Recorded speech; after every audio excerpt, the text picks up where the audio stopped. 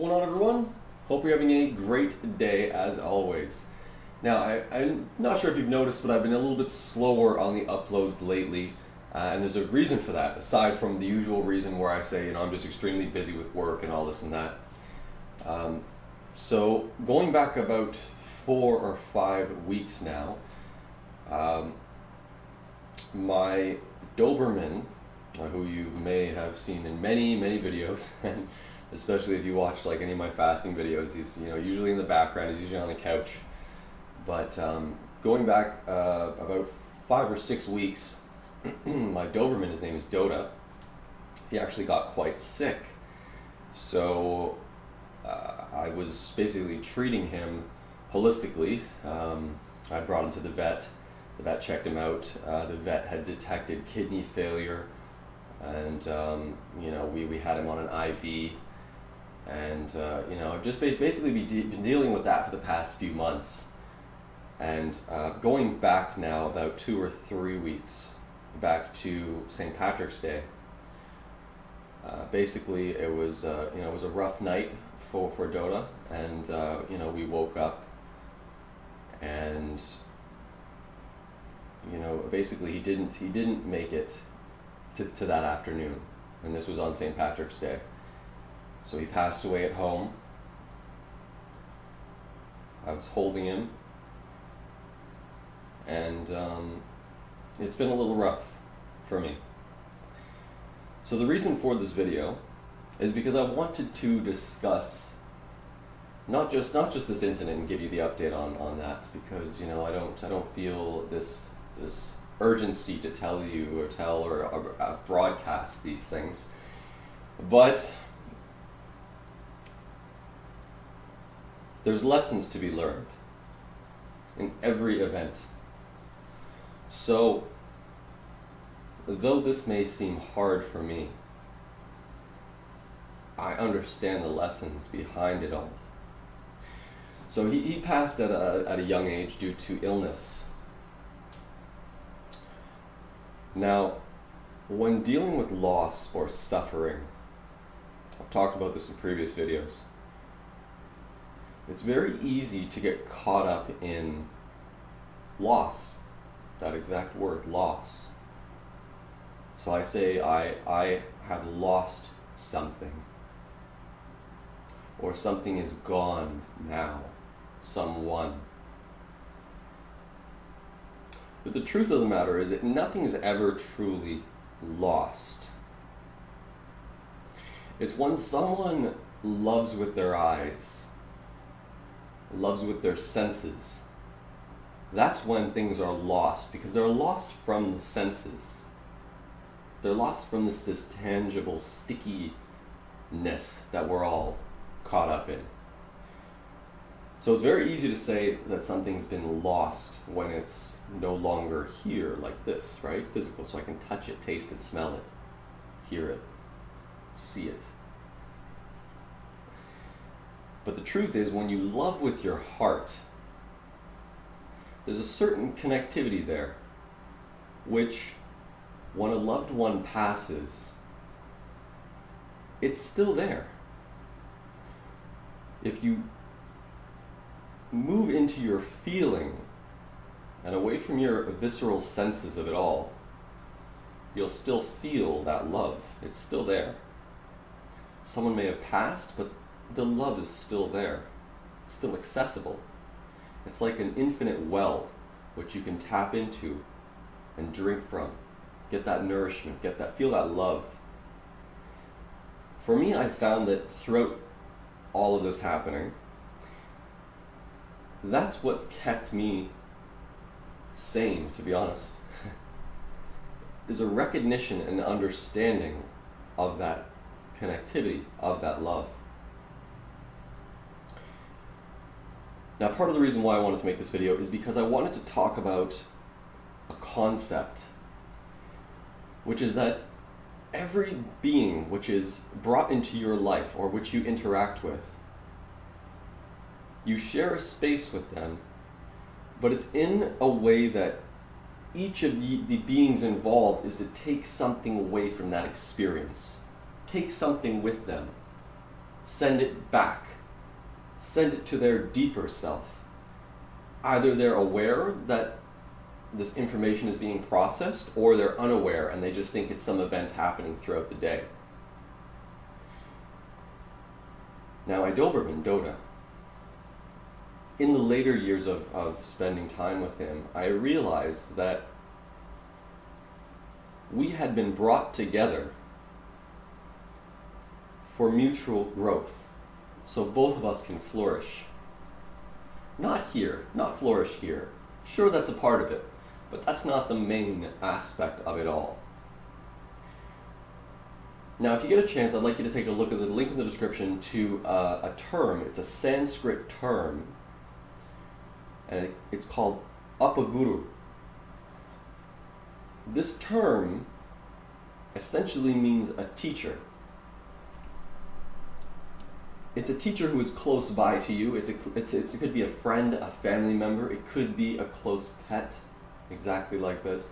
Now, an Upaguru will be there to help flourish your spiritual growth. And I use the word spiritual, it's a bit loaded, but basically I mean to better you as a being, as a creature here on earth. And they're usually close by. They usually do a great job of holding a mirror and reflecting your image back to you. So one thing with Doda that was really, he was amazing at, if I ever got upset, if I ever got frustrated, he would become very uneasy. He was a very sensitive dog to that. So if I ever got too, if I was working and I just got, annoyed with something, or, just in general, if I was upset, he's just very attuned to it. Like he knew. He knew that I was upset, he knew that I was angry, he knew that I was sad, just knew. Very, very aware. So for me, this is a reflection. Over the later years that we spent together, I learned to calm, to ease myself, to ground myself. And it's because, in a large part, because of the feedback I received from him. It's whenever I would get too wound up, too upset, it's almost like the air got thick, like you could cut through it with a knife. The tension in the air. And dogs and animals in general are very attuned to these things. So for me, I learned to curve that anger, to cool myself, to not get upset, to maintain my center. Obviously, it's a daily practice I still participate in, but this is something that I believe that was taught to me. Now, with regards to the loss aspect of this, it's very easy to get caught up in the feelings of loss. What I recommend doing, and I made a video about this going back a few years, entitled Polarization. When you're feeling at loss, there's always the complete flip, opposite end of that spectrum. So when I say I had lost my dog, who had been with me for 7 years in this case. If I say he died young due to illness, but if I say it was lost, it's a perspective that is very one-sided, very tunnel-visioned, and very negative. See, I easily flip back to the other end of that spectrum, to flip to the other side, and I say there was no loss. I was blessed to be with this creature for 7 years. There was only gain. 7 years of gain. So if you've had a family member, relative, or something close, someone close pass away, try to see it from the other perspective. Try to see all the benefits, positive, the growth aspects of that relationship which you shared. Beyond that, when dealing with the internal emotions you experience, now imagine there's a big, dark, pitch black room, and in this room, you look across and you see, let's say 3 chairs at the other end of the room. Above each chair is a sign, it's a lit up sign, and one of them says anger, the other one says shame, the other one says blame, Now, when dealing with loss, it's pretty easy to go and have a seat in one of those chairs, to go sit in the shame chair, to go sit in the blame chair. And you can end up hanging out there a little bit too long, getting a little too attached to those feelings and allowing them to circle and spiral and fester within you, to consume you. So if you've lost someone and you find yourself walking over and sitting in any of those chairs, anger, blame, shame, disdain, just keep, it goes on. There's many chairs for you to choose from. If you find yourself seated in one of those chairs, you may not even know how you got there. Sometimes you're just sitting under shame. You're sitting under that sign and it's lit up and you're in that chair in this pitch black room and you're like, how the hell did I get here again?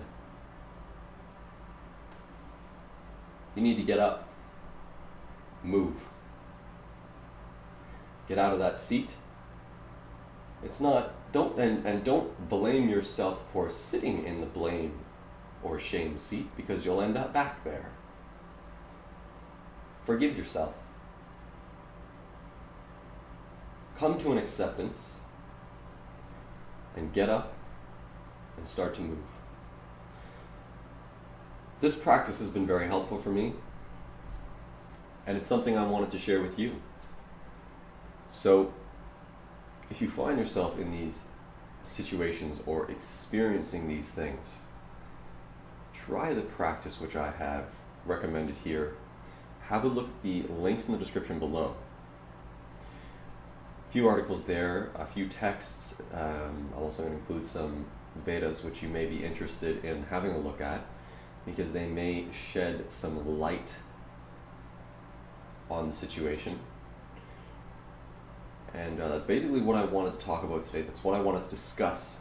So if you have any comments regarding this topic, or if you've experienced similar things, or if you'd like to see these type of videos, comment down below. Let me know. Otherwise, shoot me a message on any of the socials or anything else. I know some people like to do that because it's a bit more private. So feel free to do that as well. And otherwise, thank you for watching this video as always. And I will catch you in that next one.